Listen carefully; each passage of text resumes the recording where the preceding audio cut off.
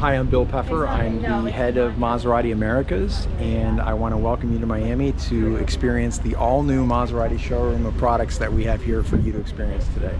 So this is our new showroom at Maserati. Started with the Renaissance about 2 years ago with our Halo product, the MC20, and then was quickly followed up mid-year or so with the Grecale. Very big segment, DUV segment. This is where the majority of the luxury industry is. And then we came right behind that on the heels with our, if this is our Halo, this is our icon. This is what people associate Maserati with, which is our Gran Turismo. You saw an engine out back, which is a cutaway of the Nettuno V6.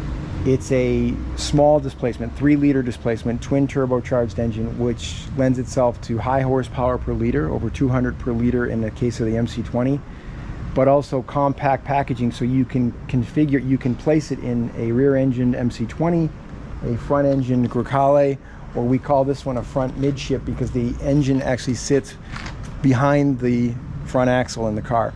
That was by purpose, right? This is the first engine that has been designed for exclusively Maserati, and by Maserati, exclusively for Maserati, for these vehicles. So all of them share that same technology. You'll also see a lot of visual cues that we started with the icon, the MC20 that has made its way into the rest of the lineup. 18 months ago, as I said, 2 years ago, none of this was in the showroom. We still are selling out the last of the sedans, the Quattroporte and the Ghibli, as well as our original SUV, the Levante. All of those vehicles have borrowed engine technology from our prior partner, Ferrari. They will, in their current configuration, sunset after the 24 model year. We finished actually production of our sedans, and we're getting ready to finish up production on the Levante. And so your showroom is going to be very different than what Maserati has stood for over the last several years.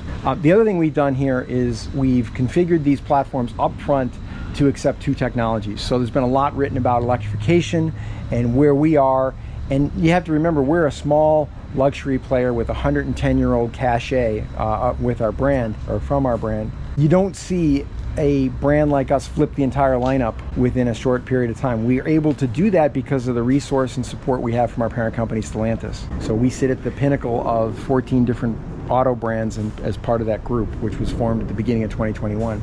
So we've made a commitment to go electric, right, to follow what the industry's moving.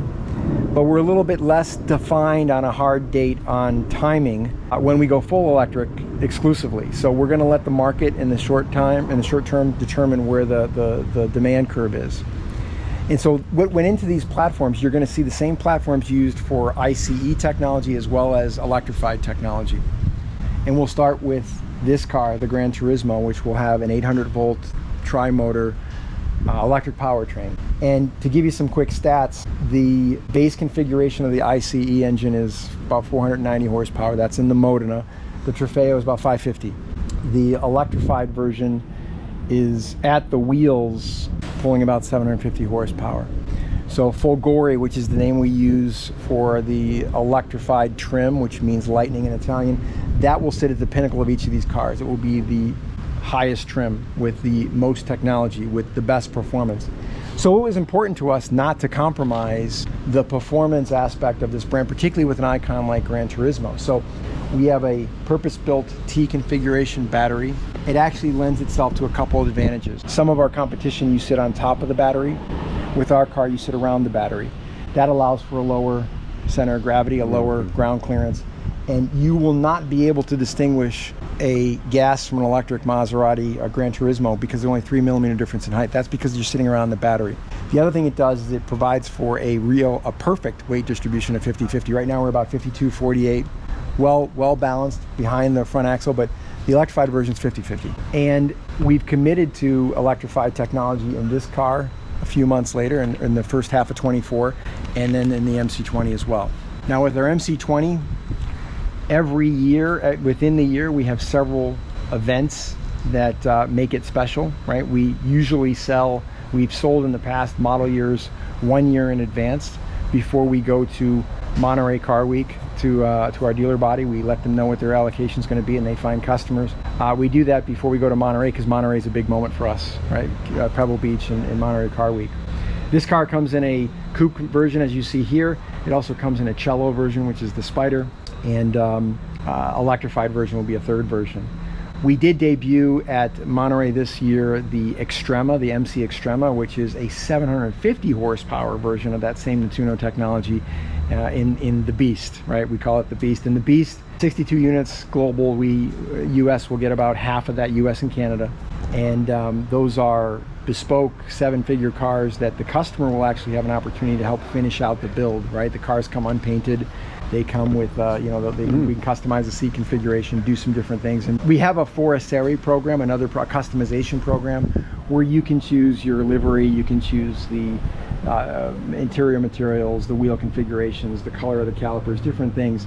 The Extrema is the ultimate expression of that customization program. We find customers at that class of vehicle want to express their individuality through the product that they're helping design and build for themselves, right, for them.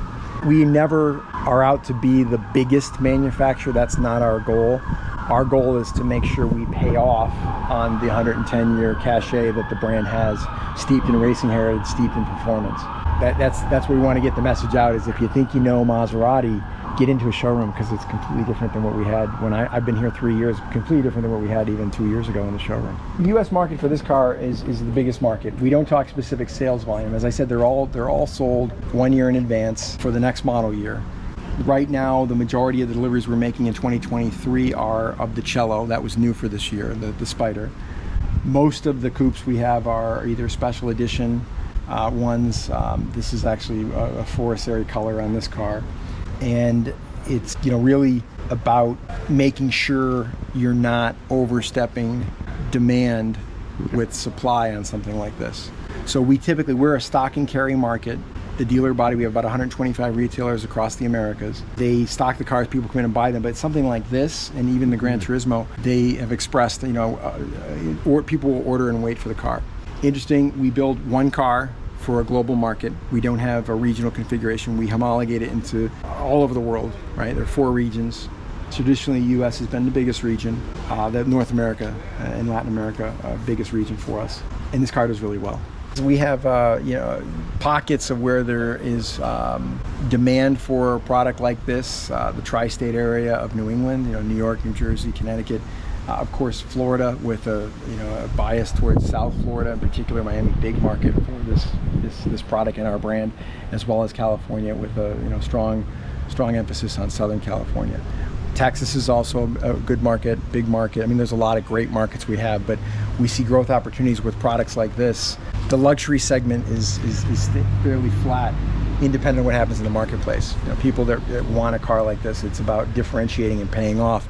And our objective is to get into the segments we're competing in and disrupt them with a unique proposition, right? Whether it's best available or standard horsepower in the Grecale, or it's having a 620 horsepower supercar that looks as beautiful as this one, as the MC20 does, or it's getting back to our roots with the latest interpretation, gas or electric, of our 75 years in a Gran Turismo, which is 4 seats, a great sound system, and the performance to match for adults. Appreciate you coming out, because we're trying to get the message out, continue to get the message out about the renaissance we've been through, and let everybody know that Maserati is very different than it was even a few years ago.